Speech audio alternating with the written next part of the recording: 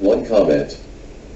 Parents expose Clinton legislation for CPS corruption and abuse. September 25, 2019. The Epoch Times reports, parents blame legislation passed by Bill Clinton for the rash of Child Protective Services, CPS, corruption and abuse claims cropping up all over the country. On October 1st, President Donald Trump's Family First Prevention Services Act, which he passed by attaching it to a February 2018 spending bill, goes into effect. Trump's law seeks to reverse some of the damage caused by Bill Clinton's Adoption and Safe Families Act, ASFA, which Clinton signed in 1997.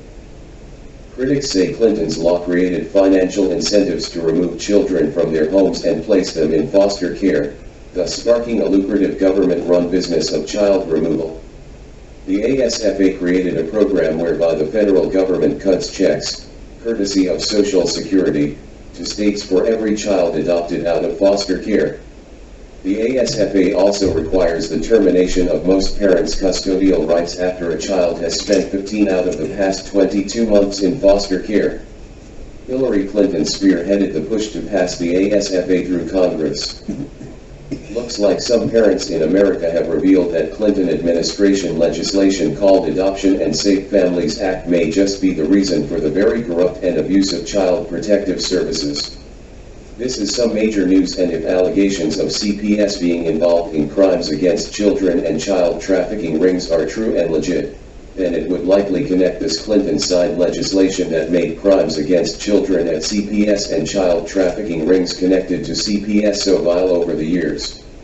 CPS is basically known for stealing children from parents across America over the years, and we may know the major source to the problem of corruption and abuse inside CPS across America, and parents may have just exposed Clinton legislation as being involved.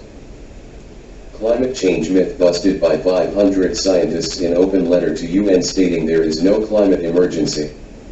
September 25, 2019. True Pundit reports, more than 500 scientists and professionals in climate and related fields have sent a European climate declaration to the Secretary-General of the United Nations asking for a long overdue, high-level, open debate on climate change. There is no climate emergency. Therefore, there is no cause for panic and alarm, they note. We strongly oppose the harmful and unrealistic Net Zero Code 2 policy proposed for 2050. If better approaches emerge, and they certainly will, we have ample time to reflect and adapt. The aim of international policy should be to provide reliable and affordable energy at all times, and throughout the world, they state. Guess what we can really call this is 500 scientists and professionals in climate and related fields write to the United Nations that climate change is a climate hoax based on super fake science.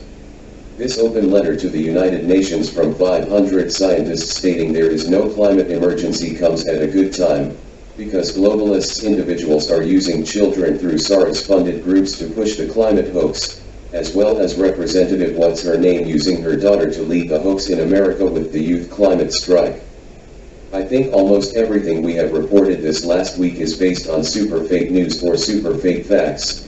As 500 scientists have told the UN in an open letter, there is no climate emergency. 0. Ready to laugh. Ukraine/Trump whistleblower represented by lawyer who worked for Senator Hillary Clinton. September 25, 2019. Big League Politics reports, former CIA official Andrew Bakich, who once worked at Hillary Clinton's office while she was a senator, is representing the whistleblower who filed a complaint against President Donald Trump's dealings with Ukrainian President Volodymyr Zelensky. Bakich works for the Compass Rose Legal Group, a law firm in Washington, D.C. that specializes in national security matters. The anonymous whistleblower is the latest client for this Democratic Party operative who claims to be an advocate for government transparency. Andrews dedicated his career to bettering the lives of whistleblowers. He has a respect for the system he helped create and implement when he was on the inside, said Irvin McCullough, who works for the Government Accountability Project.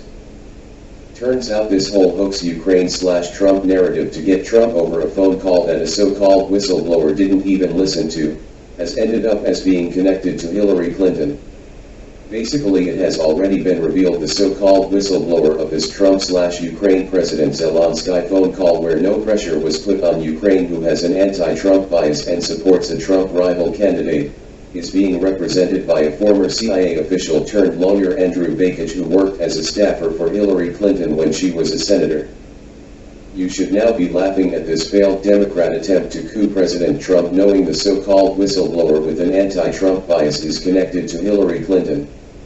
Not only did this lawyer representing the so-called whistleblower work for Clinton when she was a senator, but has also donated to Joe Biden's 2020 campaign, LOL. Video: Giuliani hints Soros involved with Biden's Ukraine dealings, FBI agent involved. September 25, 2019. Real Clear Politics reports, the president's personal lawyer, Rudy Giuliani, alleged Monday on FBN's Mornings with Maria that there is a connection between the Hunter Biden/Ukraine corruption allegations and George Soros. There's an FBI agent involved. The FBI agent who is investigating the allegations about dirt on the Trump campaign, she's now working for George Soros. It just keeps becoming a bad day for the deep state Democrat establishment and their co-conspirators, as Rudy Giuliani, who is part of Trump's lawyer team, has revealed that George Soros connected to Biden family dealings in Ukraine.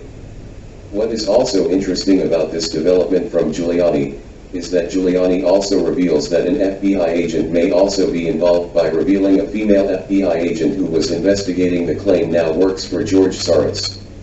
So technically this is more bad news for former FBI Director James Comey, as this may also hint that James Comey and top officials under Comey during his time as FBI Director may also be involved in the criminal Biden family dealings in Ukraine. This Trump/Ukraine narrative that Pelosi is attempting to coup Trump with has really flipped on the Democrats and their co-conspirators, as Giuliani has revealed Soros is likely involved in the Biden/Ukraine dealings. 2 comments. Ukraine is fed up with dirty American Democrats. Ukraine prosecutor reopens probe into Burisuma holdings. September 25, 2019. 2 comments. The Epoch Times reports, the chief prosecutor in Ukraine recently revealed that he's reopening a corruption probe into Ukraine's largest private gas company that could have profound implications for the presidential aspirations of former Vice President Joe Biden.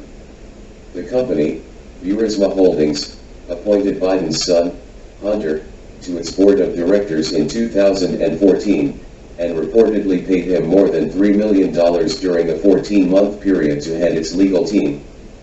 Burisma was then facing a state investigation over allegations that company chairman Nikolai Zlochevsky had used his official position as Minister of Environment in the pro-Russian government of Viktor Yanukovych to award the company lucrative oil and gas permits. While the probe was underway, then Vice President Biden made more than a dozen trips to Ukraine, ostensibly to support the new government of Petro Poroshenko. But during one of those trips in 2016, the vice president threatened to withdraw U.S. aid if Poroshenko didn't fire the prosecutor general in charge of the Burisma probe. Biden boasted of his success in getting Poroshenko to fire the prosecutor. In a speech at the Council on Foreign Relations in January 2018, a year after leaving office, looks like Ukrainian leadership has become fed up with the dirty Democrats who are trying to coup President Trump to a super fake news story involving the new Ukrainian leadership, as a Ukraine prosecutor has reopened his investigation into Burisma Holdings. Burisma Holdings is the very large Ukrainian gas company which the Biden family is now known as being part of, where Biden's son Hunter was placed on its board of directors, making $3 million over a 14-month period, during Biden's tenure as Obama's number 2. This is likely the corruption probe that the Obama-controlled Ukrainian embassy told Ukraine to drop. This investigation should likely pinpoint all the Biden family criminal dealings with Ukraine, as well as any Obama official or any Democrat in Washington who was also involved.